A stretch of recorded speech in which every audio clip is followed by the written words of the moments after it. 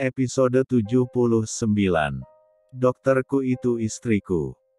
Tak lama kemudian Doni dan Dani naik ke panggung, membawa 3 buah jaket untuk mereka bertiga.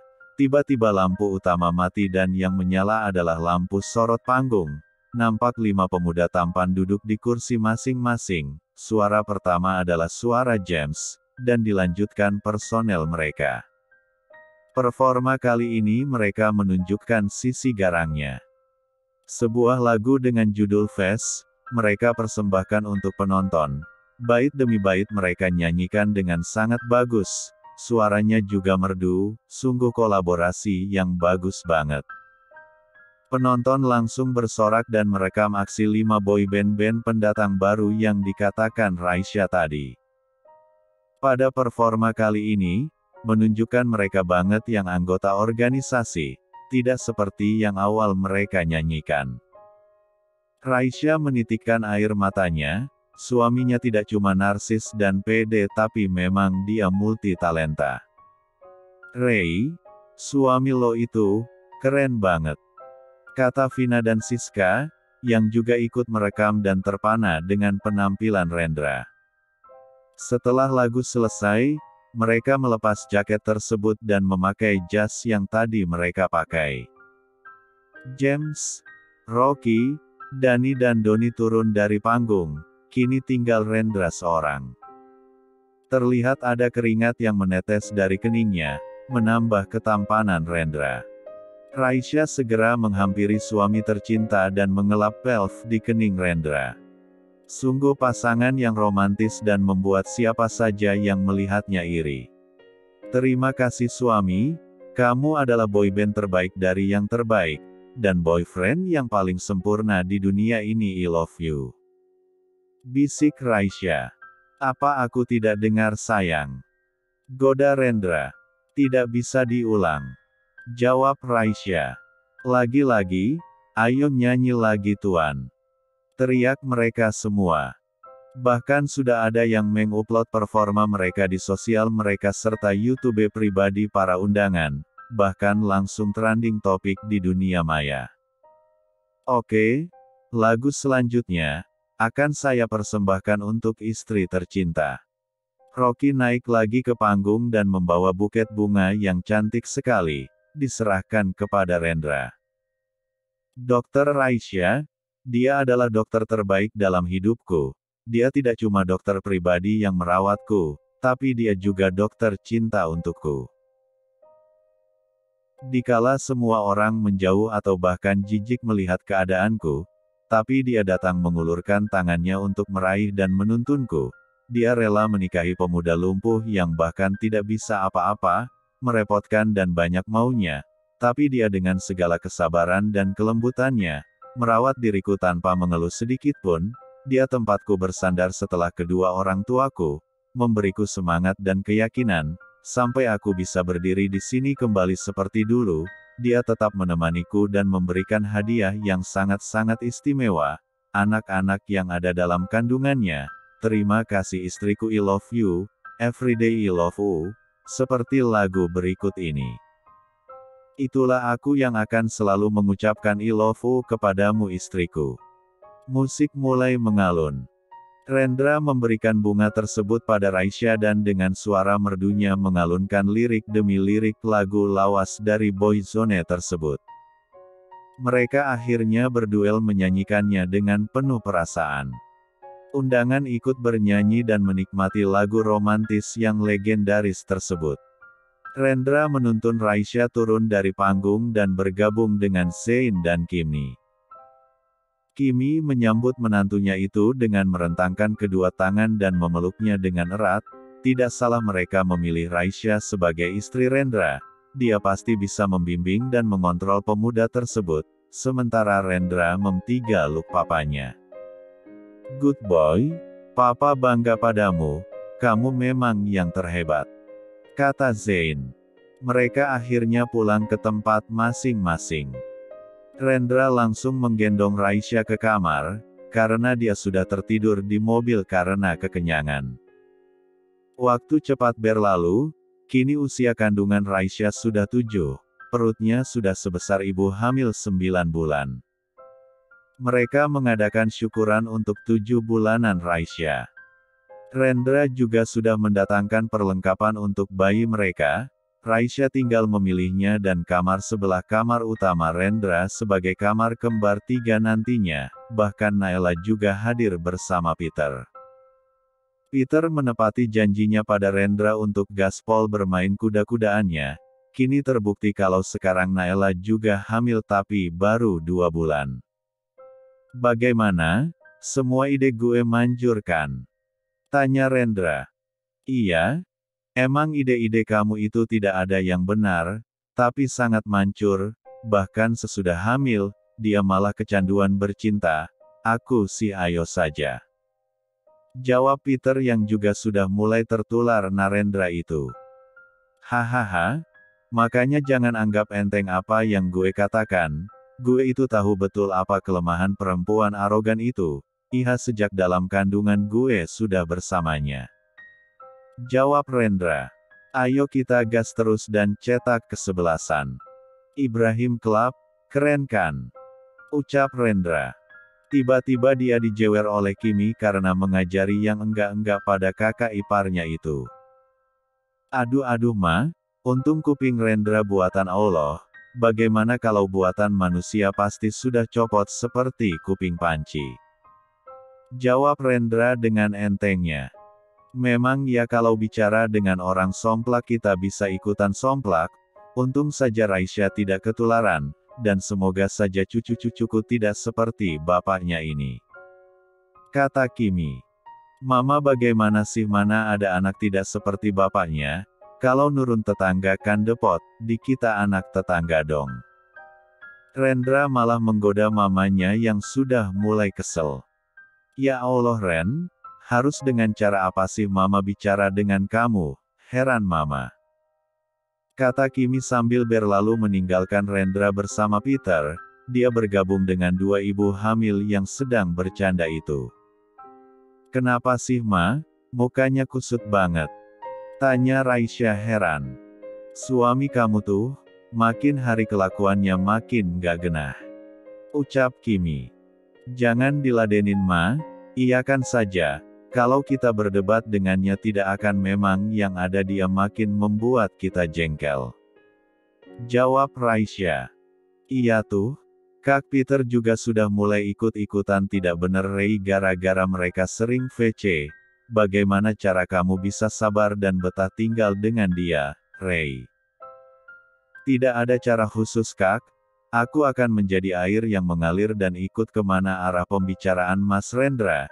Itu tadi masih cuma 1 ma, bagaimana kalau 4 sudah berkumpul, bos beserta asisten dan kedua sopirnya tidak ada yang beres. Somplak semua, ini belum ditambah yang 3 lahir, bakal jadi taman kanak-kanak rumah Ray. Jawab Raisya jujur. Haha benar, lo buka saja penampungan anak saja kalau begitu. Kata Naila. Lah sudah, itu ada 4 yang ditampung di sana. Jawab Raisya lagi. Sayang kenapa kalian tidak pindah ke rumah yang lebih luas atau membeli mansion? Tanya Kimi. Tidak ma, Mas Rendra juga pernah menawarkan itu, tapi Ray menolaknya. Rumah ini penuh sekali dengan kenangan kami, dan belum tentu bisa didapatkan di tempat yang baru, lebih baik uangnya untuk merenovasinya daripada beli atau pindah. Jawaban Raisya masih sama dengan yang dikatakannya pada Rendra. Episode 80. Hari ini hari jadwal Raisya periksa kandungan. Rendra pasti akan mengesampingkan pekerjaannya demi melihat perkembangan si buah hati. Mereka berdua berangkat ke rumah sakit agak pagi, sambil olahraga. Beberapa hari ini Raisya sering sekali buang air kecil dan P1 gangnya sering sakit. Kali ini Dani yang menyetir mobil mereka. Dalam perjalanan Rendra mendapatkan telepon dari rumah sakit jiwa bahwa Romeo melakukan bunuh diri dan meninggal tadi malam. Tuan, tadi malam Romeo melakukan bunuh diri di ruang isolasinya, Beberapa hari ini dia sering teriak histeris dan merasa sangat ketakutan. Kepalanya bocor, mungkin dia membenturkan kepalanya ke dinding hingga mati. Kata anak buah Rendra yang bertugas mengawasi Romeo di rumah sakit tersebut. Oke, terima kasih informasinya. Bilang pada pihak rumah sakit untuk mengurus proses pemakamannya. Biaya akan gue transfer langsung ke rekening rumah sakit.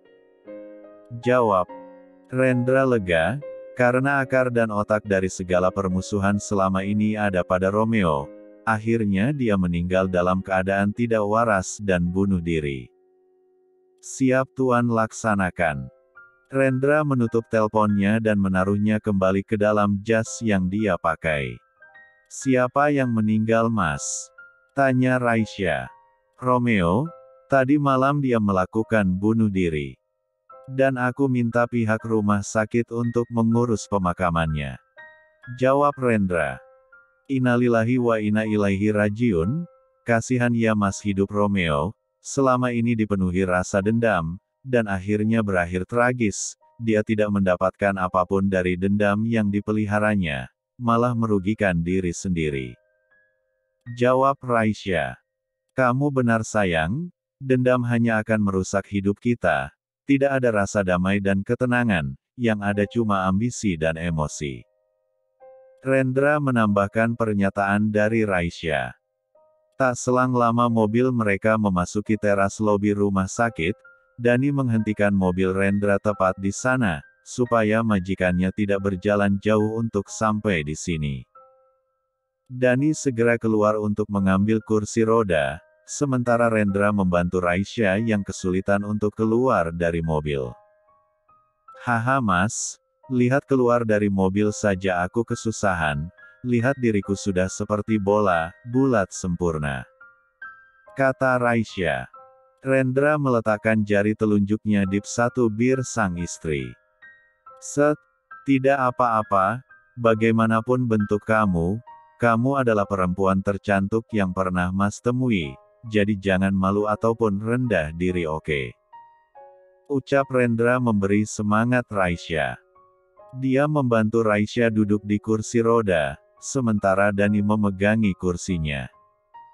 Setelah beres Dani pergi untuk memarkirkan mobil mereka. Di sepanjang jalan, semua menyapa dengan hormat pasangan tersebut.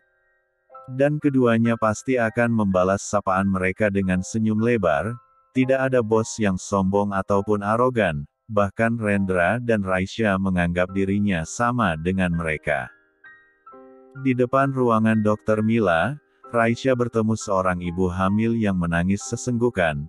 Ibu itu divonis untuk melakukan operasi sesar, tapi dalam perjalanan kemari uang mereka dicopet.